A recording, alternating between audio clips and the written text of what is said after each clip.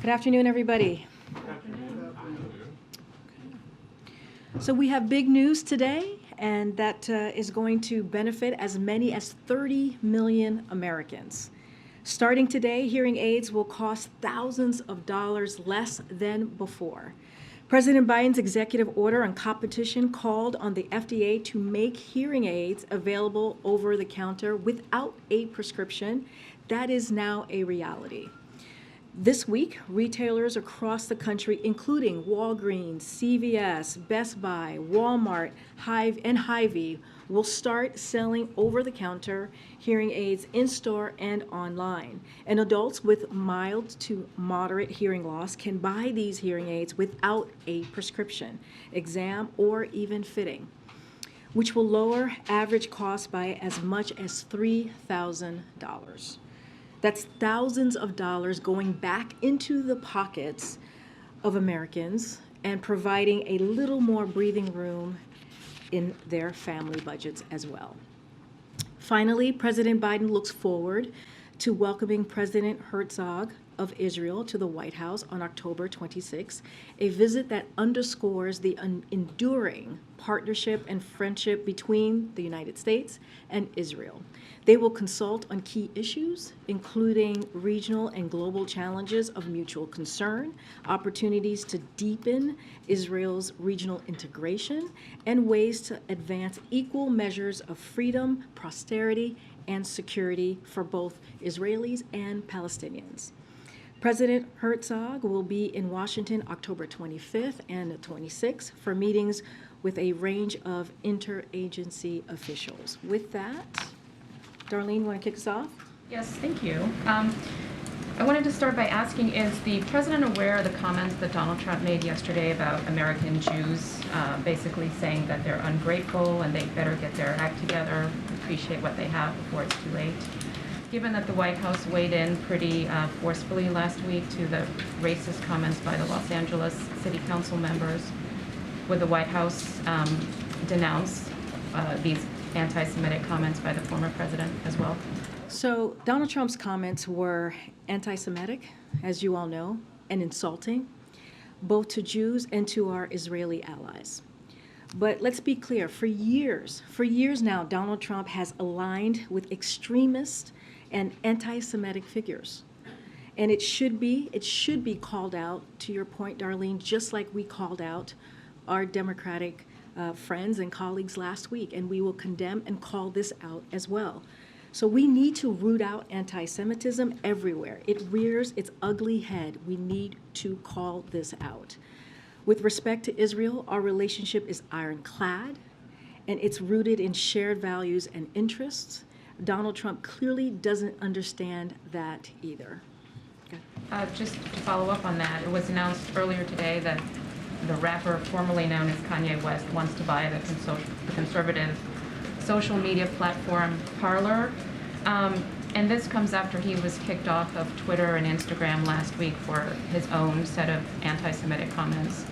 Is the White House or the president concerned that should this sale go ahead and that Ye be allowed to buy this platform, that it would give him another venue for anti-Semitic comments, hateful comments, with no gatekeeper, no one to say that's wrong or anything like that? So as you know, when it comes to these types of purchases or agreements, I can't speak to that. So that's not something, the actual agreement or interaction, I can't speak to that. But what I can speak to is hateful rhetoric. What I can speak to is insulting rhetoric. What I can speak to is anti-Semitism, which is hateful. It is dangerous. And we are going to continue to condemn that type of language, because at the end of the day, it is disgusting, and there is no room, absolutely no room, no place in our political discourse to be having that type of really vile conversation or comments being made. President Biden hasn't attended any rallies or events in public in support of candidates in recent weeks. With the midterms just 3 weeks away, will we begin to see him do that more? What will his schedule look like? Wait, can you say your first part? He hasn't attended any rallies or public-facing events with candidates in recent weeks. What will his schedule look like in the coming weeks as the midterms get closer? So I have to be careful because I can't, we do respect the Hatch Act and our strict limits from here, so I want to be very, very careful. But I would point you to the president's most recent trip to out west, so it's kind of a bizarre question to ask because he was very visible this weekend and last week. He was out there, and again, I cannot speak to specific elections or campaigns or actions that he's taken, but all I will do is point you to his West Coast trip most recently. As far as upcoming trips, we've announced that he's going to go to Pennsylvania. We've announced that he's going to go to Florida. He was just in Colorado, Oregon, and California, and don't have more beyond the next two trips that I have just laid out. And he's going to be out there with congressional Democrats and elected Democrats to continue to talk about how congressional Democrats and the president has delivered for the American people when it comes to lowering cost, when it comes to making sure that we're creating jobs right here in America, when it comes to what we just announced today with hearing aids.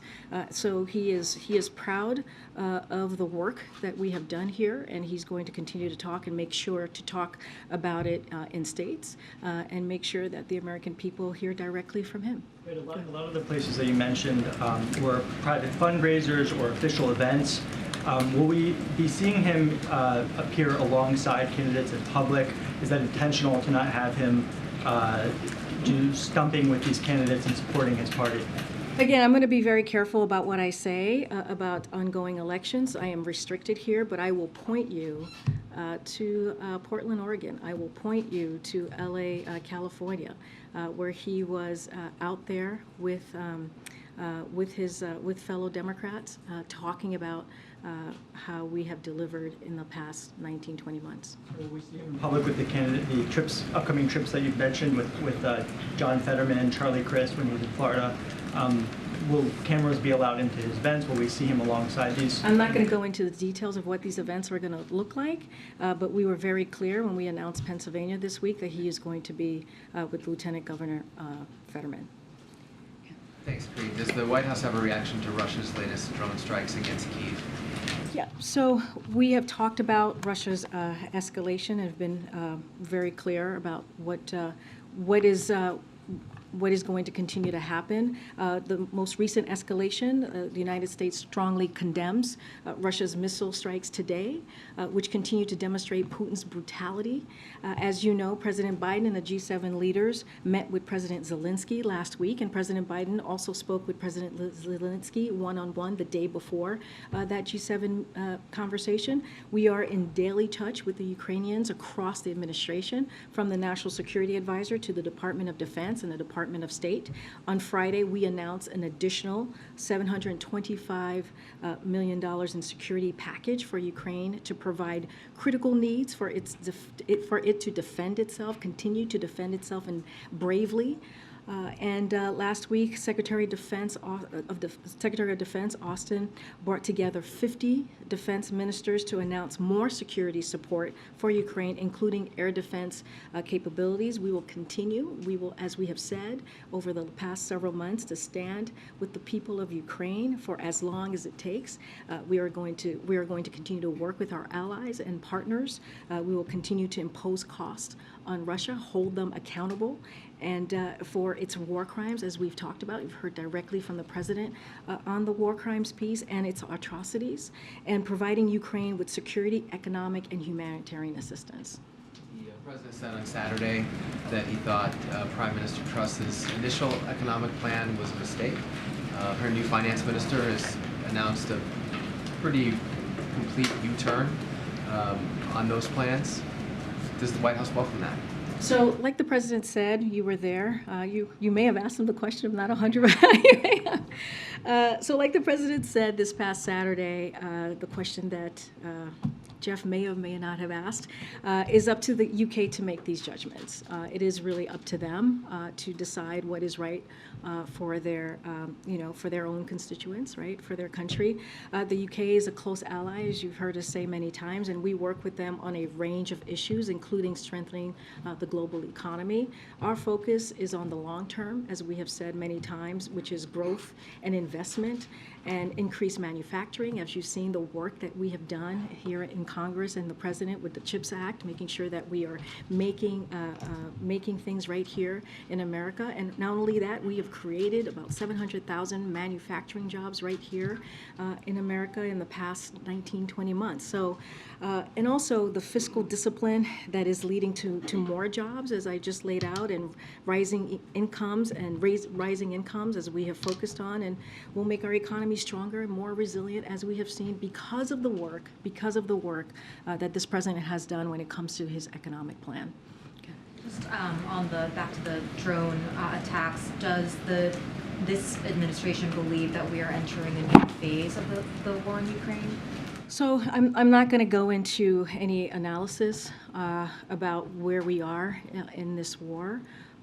We have been very clear about how we've been seeing Russia's escalation over the past several weeks. And so, what we will do is to continue to support the people of Ukraine. What we will do is to make sure that they have what they need to continue their the way that they are fighting bravely on the ground. We just announced, as I just mentioned, $725 million of new assistance just this past Friday. We are in regular touch with Ukrainians in the administration, the government, as I mentioned, National Security Advisor and others in the administration are continuing to have close conversations about their needs. And so that's going to continue. We will be in this for as long as it takes. And we've been very clear about this as well. This war can end today. This is a war that can end right now today if Vladimir Putin wants it to. This is his war. He started this war. Two quick political questions. As the president prepares to appear with John Fetterman later this week in Pennsylvania, there's obviously, as you know, been a lively debate over Fetterman's health following his stroke. Do you know if the president believes there's any sort of reason for concern on that point specifically? So again, because it's connected to his election, I want to be really careful. The Hatch Act, it's something that we do respect and adhere to here. But speaking only about the president's personal conversation with Lieutenant Governor Fetterman, the president has found him to be an impressive individual, and who's just as capable as always, and who's carrying out his office. He's currently the Lieutenant Governor of Pennsylvania, as we know, and he's doing that with great ability and heartfelt concern for the people of the Commonwealth. So yes, the president feels that he is very much capable of doing the job. Sorry, you said that was based on a recent conversation of the two of them? Well, they've met many times, as you know. Most recently, I believe on Labor Day may have been the last time that they've seen each other in person, and they're going to see each other again, as you know, this Thursday. But the president and Lieutenant Governor Fetterman have had many interactions over the past several months. And then just my second political question. The end of last week, the president said that his reaction to the Herschel Walker controversy in Georgia was negative. Wondered if you wanted to elaborate on that? No, I'm going to just let the president's words stand. I'm not going to elaborate on that from here. Hey, Karine, thanks. I have a question about hearing aids, but first I wanted to take a stab at the question from earlier. The president has called this the most significant election, or one of the most significant elections, with abortion rights, voting rights being on the ballot, and a lot of the gains you touted from the podium. And he's spending this weekend at his vacation home in Rehoboth, according to the schedule you guys released. I wonder if you can talk about the calculus there, 16 days before the election, especially during a year when you guys have said Biden would be getting out into the country more, touting the gains that you guys have made. So last week we spent 4 days out in the country, right? We left on Wednesday, came back Saturday night. To be more specific, 2 a.m. on Sunday. Some of us walked into our house at 2 a.m. on Sunday. And the week before that, he spent 4 days out into the country. Some of that was, yes, for the hurricane in Puerto Rico, and going to see the recovery there. Another day was in Florida to talk to the American people who were Floridians who were most affected by the hurricane there. So he's been around. He just went to Colorado. He just went to California. He just went to Portland. We're going to go to Pennsylvania. We're going to go to Florida, and we'll have more to share. The president takes this very seriously. Again, I want to be very careful. There's the Hatch Act. I am restricted on what I can say from the podium and from here. But the president takes what he has done in this time during his presidency, his tenure, his about 20 months tenure, very seriously, and wants to talk about what he has done, what congressional Democrats have done to deliver for the American people. You mentioned the hearing aids, as I just talked about just moments ago. So yes, there is a lot at stake when you think about the national ban on abortion that Republicans, extreme Republicans want to do, taking away the rights of women, taking away a decision that is very difficult for women to make. When you think about what Republicans want to do with repealing the Inflation Reduction Act, which is going to lower cost or take away cost of what we were talking about with lowering costs on health care, lowering costs because of Medicare, being able to negotiate when it comes to fighting special interests, they want to take that away. So the president is going to continue to talk about that. Again, we were just out west for 4 days, and so we're going to continue to go out there, and the president's going to continue to talk directly to the American people. Go ahead. I just wanted one more about the hearing. I did have one. It wasn't just a segue. But do you have a sense of when the cost savings will begin to accrue? Obviously, that's not instantaneously, but you talked about prices lowering. Is there a sense of like when that happens and over what time frame? So I don't have a timeline for you right now. Certainly I can talk to our team to get a specific timeline. But what is important about this is that the president took action. He did an executive order asking FDA to find ways to lower cost for 30 million Americans who do benefit from hearing aid. That's 30 million Americans. That's going to save them thousands of dollars. And so this is an action, a deliberate action that the president took. And now we are going to see the benefits of that. As I can get back to you on exactly how quickly that will occur. But again, this is a huge deal, a big deal. When we talk about giving Americans a little breathing room, when we talk about taking inflation very seriously as one of our #1 economic priorities, this is it. This is an example. Go ahead. Thanks, Karine. The Inflation Reduction Act allocates about $80 billion to the IRS, but the IRS is not going to have a commissioner as of next month when Commissioner Rettig, when his term expires. Can you talk about what's behind the delay for nominating a replacement, and is that going to slow down the overhaul of the agency? It's not going to slow down the overhaul of the agency. We take this very seriously. Don't have anything to preview for you at this time on any personnel announcement. When we do, we'll be happy to share that. Following up on the Western swing last week, the president visited Colorado, California, Oregon. At one point, a couple of representatives from Nevada joined him in California. Why didn't the president visit Nevada or Arizona on that trip? And does he have any plans to visit those two states in the next 3 weeks? Again, I just want to be careful. I know you didn't ask it in the frame of the midterms. I know that. I'm just being very careful here. I know, just being very careful. Hatch Act, we respect that here. Look, the president is going to get out there, as we have said multiple times, to make sure that he's talking directly to the American people about how we are delivering on our promises, delivering on how we're really taking inflation seriously, delivering on making sure that we're creating those jobs that the American people really need at this time. And so he's been on the road nonstop, and he will continue to be on the road nonstop. Where he is needed, he will go. And if we have more to add to his travel, we certainly will. As you know, he's going to Pennsylvania on Thursday, and November 1st, he's going to be going to Florida. But why not Nevada and Arizona during the I just Western said, swing? if we have more to share, we certainly will. Don't have anything else to add to what I just laid out. And tomorrow he's expected to speak about abortion rights at an event in Washington, D.C.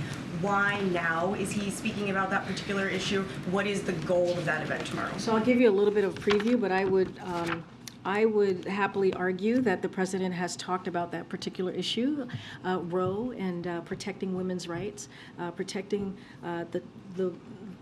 the right for women to decide to make really important decision, difficult decision on her body and her health care from the beginning and even before the Dobbs decision was made. But I'll say this, again, want to be careful. I can't speak from here on tomorrow's event beyond what we put into guidance. But broadly speaking, I'm happy to take the chance to talk about this and what the president will be leaning into. So, again, the assault on women's access to reproductive health care by Republicans official is an assault, and the president's going to speak about that, as he has been for the past several months. He just talked about, when he was out west, he talked about the national bans that we're seeing from extreme Republicans, whether it be Lindsey Graham's proposed national ban, abortion ban, or the effort in Arizona to enforce a law on the books from 1864, before women even had the right to vote. And you've heard me talk about this before right here at the podium. Republican officials are dead set on moving America backwards and stripping women of their rights. That is what we have been seeing since the Dobbs decision in June. And their obsession with regulating women's bodies is not just disturbing, it's also very dangerous. So, reporting from USA Today, your own publication, late last week indicated Walgreens and CVS can deny women medication now, even for unrelated medical conditions like arthritis. And this isn't happening in a vacuum. This is happening very clearly, very abruptly. It's the product of overreach by Republican officials to regulate, again, women and their own health care, their own private decisions that they should be making on their own. It's backwards, again, it's dangerous, and it's severe in stark contrast to the president and the commitment that he has to leave these decisions between a woman and her doctor. And that's what you're going to hear from him tomorrow. Thank you so much. Pakistan on Saturday summoned the U.S. ambassador for an explanation after the president described Pakistan as the most dangerous place in the world. Does the White House have a reaction to that? And also, if Pakistan is the most dangerous place, then why provide an assistance with the F-16? So I already spoke to this just the other day. I don't have much to add. I spoke to this on Friday when we were headed to Portland. This is something the president has said before, and I just am not going to add more to what I just laid out just a couple of days ago. Good to see you. Good to see you. Oh, welcome back. It's been a while. You've been out on the road doing things. Yes. Questions of foreign and domestic politics. First, the president's comments on the British Prime Minister are intriguing in part because he doesn't often comment on the specifics of another world leader's policies. Is there any regret from him about saying that this proposed tax cuts are a mistake? No. And when he referred to, who else was he referring to when he said he wasn't the only one who thought Truss's policies were a mistake? I don't have any other countries or names to lay out or name for you at this time. I was just curious if he was talking to world leaders, or if there was somebody in his own team who said these are a mistake. I just don't have anything else to add to that.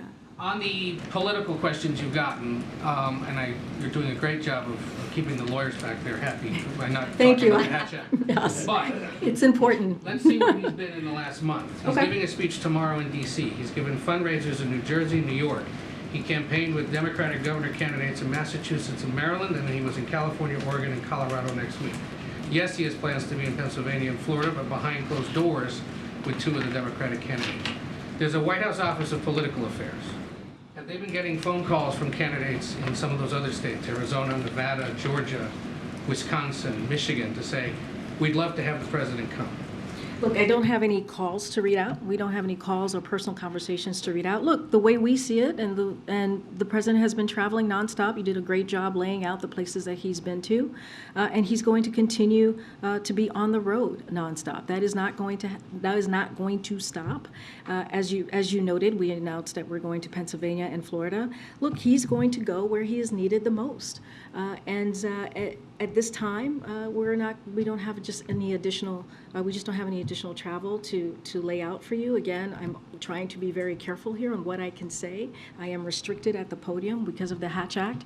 But again, he has been traveling nonstop, You just laid out where he has gone and where he's going to be in the next couple of days, and the president is looking forward to it. He is looking forward to being out there. You all saw him just the past couple of days talking directly to the American people, having conversations, laying out his thoughts, and you'll continue to see that. One other on China.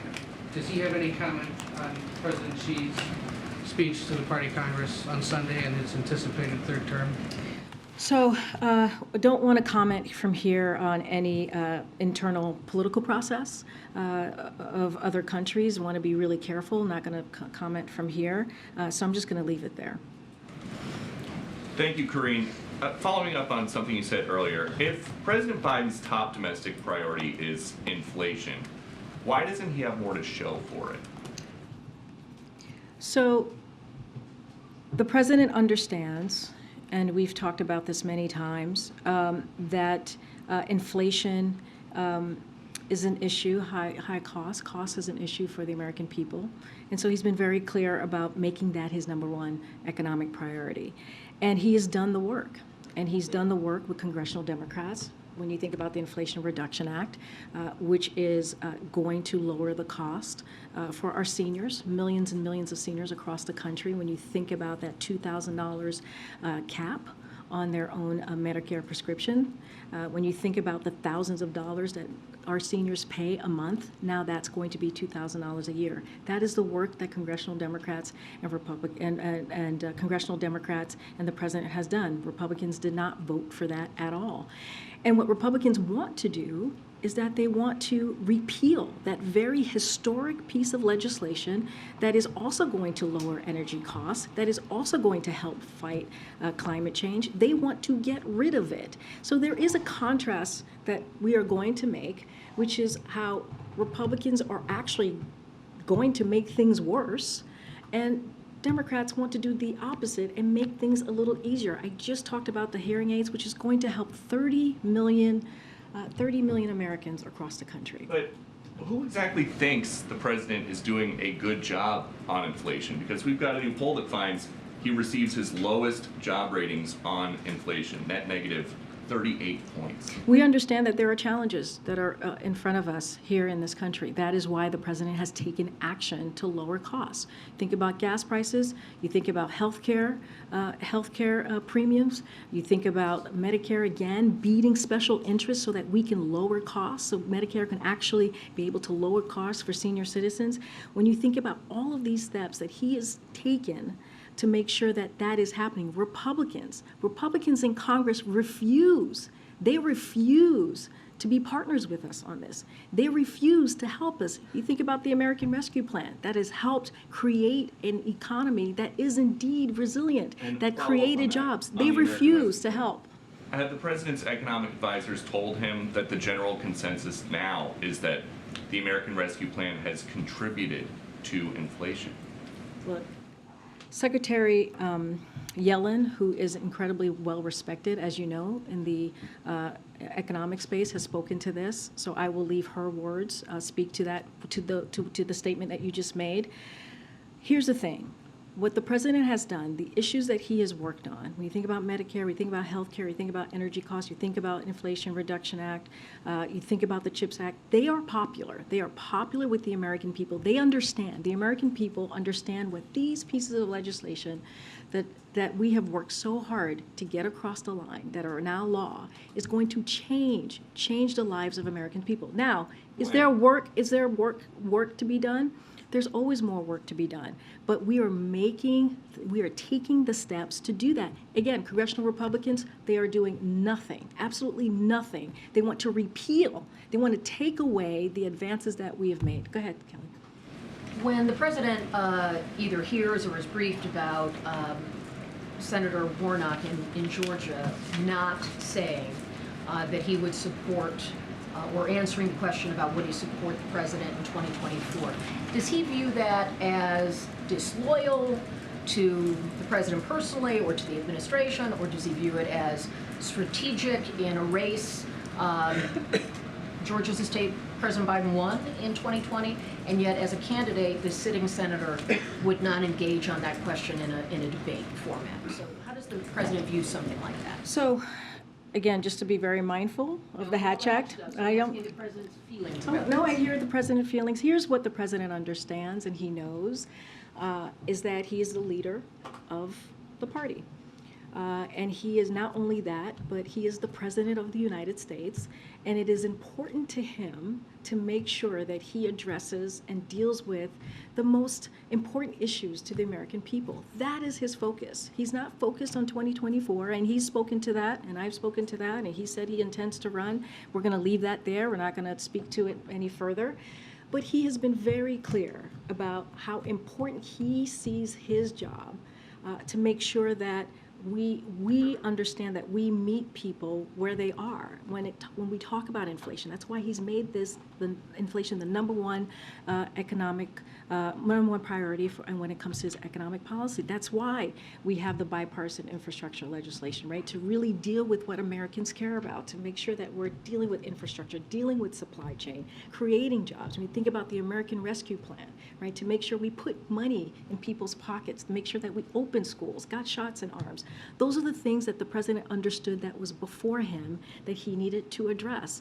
And so that's his focus. That's how he's thinking about things. As you're asking me how he's feeling, how he sees things, he sees this opportunity as being president of the United States, as being the person who is able to help create legislation, get things passed. Distancing from fellow Democrats?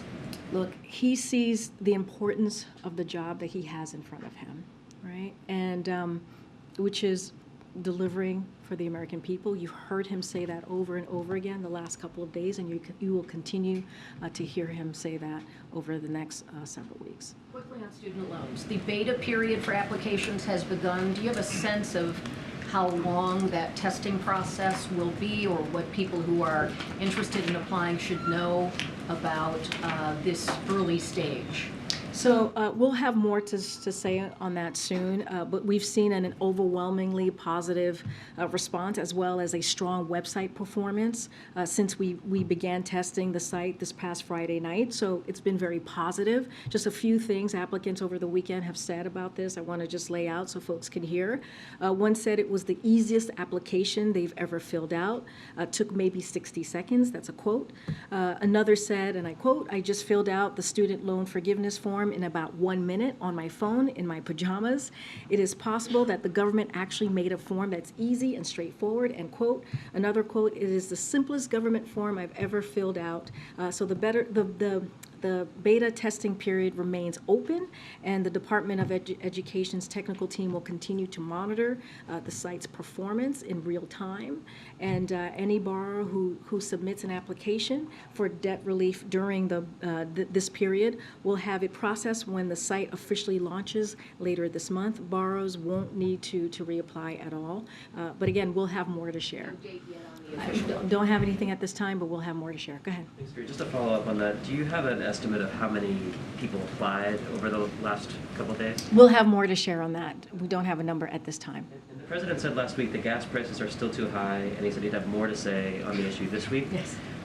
Can you give us a sense of what we should expect from the president on gas prices? And does he have new policies in mind, or is it more of just like a rhetorical approach? He'll definitely have more to say. As you know, I don't want to get ahead of the president, and once we have something to share, we will. I know we're kind of limited on time, so I'm going to go really, really fast. Go ahead, Stephen. Thanks, Karine. You may have gotten into this in response to Peter's question, but I want to approach it just somewhat differently.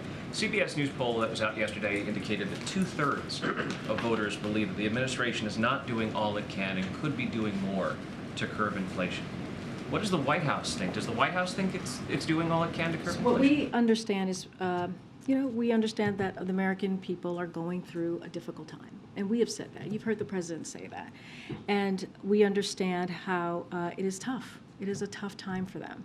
That's why we're doing stuff like the hearing aid. 30 million people saving $3,000, that's a big deal.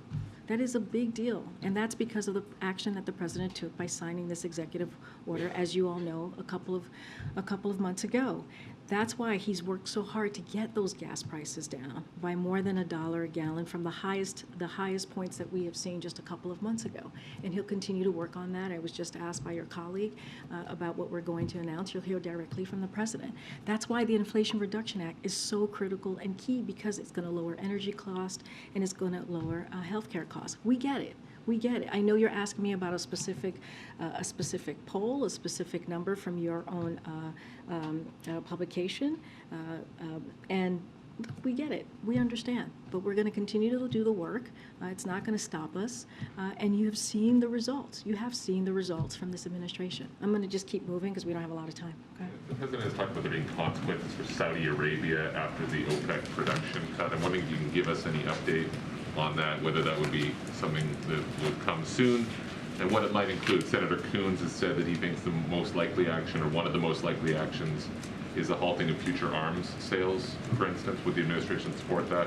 What's the next shoe to drop? So I'm not going to get ahead of the president. As we have said, you've heard from our national security advisor, Jake Sullivan. Just yesterday, he was on one of the Sunday shows. The options include changes to our approach to security assistance, to your question, to Saudi Arabia. The president has said since taking office that the United States needs a different approach, a different sort of relationship with Saudi Arabia. So that is in line of what he has been saying for some time. And remember, when we came into office, we put a freeze on all offensive arms sales to Saudi Arabia just last year. So there's nothing imminently moving right now in Congress regarding this. So there is time for the president to have those consultations, those conversations, to make those decisions. He wants to be methodical and strategic about these conversations. So when we have something to share, we will. Don't want to get ahead of him. He wants to move either after Congress or jointly with Congress as opposed to unilaterally. He definitely wants to have a conversation with Congress. This is something that Jake Sullivan said himself. When it comes to this relationship with Saudi Arabia, it was done in a bipartisan way if you look at the last several decades, and we want to be able to do that as well as we move forward with realigning, readjusting our relationship with Saudi Arabia. Very quickly, Elon Musk has been weighing in a lot on the Russia-Ukraine issue recently, over the weekend, saying that Russia views Crimea like the U.S. views Hawaii, and if Russia faces destruction, nuclear war will be imminent. Fiona Hill told Politico today that it's very clear that Musk is transmitting a message for Putin. I'm wondering whether the administration has any comment on what Musk has been saying about the Russia-Ukraine war, and in particular whether it's relayed anything to its partners and allies about whether Musk is reflecting an American view or not. So I'll say this, and the president has been very clear, we have been very clear about this, and he believes decisions about negotiations or decisions about Ukraine are decisions for Ukraine to make. And nothing about Ukraine without Ukraine. And I will leave it there. We've been very, very clear on that. Our allies and partners have been very, very clear on that. And I won't say more from here. Well, I won't say more from here. I've been very clear about what we believe, and this is for Ukraine to decide. Thank you, Karine. My colleague is reporting today that 5 current administration officials who work with the CBP commissioner have described him as unengaged in his job and seen him fall asleep during multiple meetings. Does the White House have a comment to that? You're talking about Commissioner Magnus?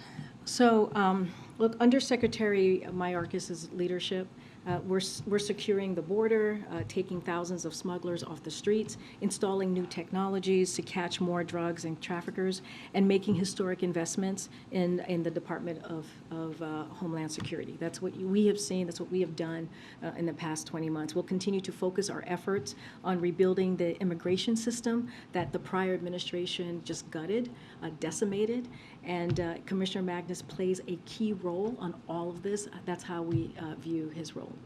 Karine, can I follow up? I'm going to just go right back. Yeah, thanks, Karine, quickly. So you talked about reviewing the Saudi Arabian relationship because their oil production cut sides them with Russia. Is the same review going to happen of China, who has been buying 50% more oil from Russia, as well as propping up the Russian economy? I don't have anything to lay out with you on that specific question. More than on inflation. Can you give us a timeline? You've laid out eloquently what the president's been doing. Is there a timeline for when Americans can start feeling some economic pain relief? So in regards to the Inflation Reduction Act, early next year, they will see some of the pieces of that. When you think about an energy cost, when you think about the Medicare kind of benefits from that, so we'll see some movement on that early next year. But when we talk about inflation, gas prices, that's been something that's the American people have seen for the past several months, several weeks, and as costs has been coming down. And the hearing aids that I just laid out, that's something that once I have a clearer timeline, that Americans are going to see, that I'll share with you on all of that. But look, we're going to continue. What about 18 months ago when the president took office, inflation and gas prices started rising? Well, 18 months ago, the president signed the American Rescue Plan more than about back in April of 2021, and that helped the American people. That helped start reopen small businesses, that helped reopen schools. That was something that was so critical to meet the moment that the American people were going through. That helped put shots in arms. That matters. That was part of the president's economy plan, right? That was part of his policy that helped us gain these jobs back. And you follow economy. You're always asking me economy questions, and we created more than 10 million jobs. That's because of what the president was able to do. So we met that moment. So you're asking me about 18 months ago. That's what was going on 18 months ago. Thousands of people were dying a day because of COVID when the president walked in. The American Rescue Plan, which is only congressional Democrats passed, did it on their own and was able to make sure that we got the country back on its feet. All right. Madam. Thank you. I have a couple of questions about the new program for Venezuelan migrants. When can Venezuelans start submitting their applications? When will that application process start, if you have any details? And also the administration mentioned last week that there was going to be some kind of security assistance for regional partners. Do you have any details on that? Thank you. So your first question first, supporters will be able to apply in the upcoming days. Information on how to apply will be found on the DHS website, so I would refer folks there to the website. On the security assistance that was announced, as you just mentioned, last week, again, I would refer you to DHS, the Department of Homeland Security, and also the government of Mexico as well, for their announcement that they've made for information on the coordinated response there. Madam, I'll take one last question. I'll take one last. Madam. A question on Ethiopia. Thank you so much. I just have some quick questions on Iran. First of all, is the administration mulling sanctions over the use of Iranian-made drones in Ukraine, and do you believe it's a violation of UN Resolution 2231? So just very quickly, I can't speak to these specific reports, but as you know, we have been warning since July. The National Security Advisor, Jake Sullivan, was here at this very podium when he warned about this back in July, that Iran was planning to sell UAVs to Russia for use against Ukraine. We also exposed publicly that Russia has received drones from Iran, that this was part of Russia's plan to import hundreds of Iranian UAVs of various types, and that Russian operators continue to receive training in Iran on how to use these very systems. So there is extensive proof of their use by Russia against both military and civilian targets there. You've all have seen as well the reports this morning of what appear to be an Iranian drone striking downtown Kiev. Yet Iran continues to lie about this. They have not been truthful about this and deny providing weapons to Russia for use in Ukraine. Meanwhile, according to these new reports, Iran is considering selling still more destructive weapons to support an invasion they claim to oppose. Now, what we're doing here, we'll continue to vigorously enforce U.S. sanctions on both the Russian and Iranian arms trade. That's what we'll do from here. Make it harder for Iran to sell these weapons to Russia, and we'll stand with our partners throughout the region against that Iranian threat. Weekend, VOA Persian got some worrying reports from human rights activists in Tehran who said that authorities at Evin prison shot at prisoners who were trying to escape the fire. Does this change anything about the White House's view on these escalating protests in Iran, and what might be the consequences of actions like that? So look, the president. You've heard from the president directly just this past weekend when he talked about how gravely concerned he is about the intensifying violent crackdown on peaceful protesters, on the brave women in Iran and their allies, and he talked about how he's proud of how much they're fighting for their equal rights, for their basic rights. That's what we're seeing from the Iranian civilians. The Iranian government has now killed, as you all know, more than 200 people in its crackdown, according to credible reports by human rights organizations. And we condemn the Iran authorities and that have arrested and fired at peaceful protesters, the targeted arrest of journalists, human rights activists, teachers, and cultural figures, and the continued disruption of the internet inside Iran. You have heard from us the sanctions that we have put forth through the Treasury Department, and we will have more to share when we can. Amid all of this, is the JCPOA still a priority? How is the administration keeping it top of mind? So, my colleague at the State Department spoke to this last week, and I'll just reiterate what he laid out, which is the door for diplomacy will always remain open, but as of now, we don't see a deal coming together anytime soon. Meanwhile, regardless of the nuclear talks, we will continue to confront Iran's behavior in the region, protect our troops, including with military forces when necessary, and support the brave Iranian people who are demanding for their basic rights. They are demanding for their basic rights and dignity, which this regime has long denied them. So the United States stands with Iranian women and all the citizens of Iran who are inspiring the world. You heard the president say this himself just a couple of days ago, with their bravery, and will continue to take action to impose cost on those who commit violence against peaceful protesters or otherwise seek to suppress their rights. Again, we don't see a deal coming together anytime soon. To answer the question in the back, all right, everybody, I'll see you tomorrow. Thank you. Thank you.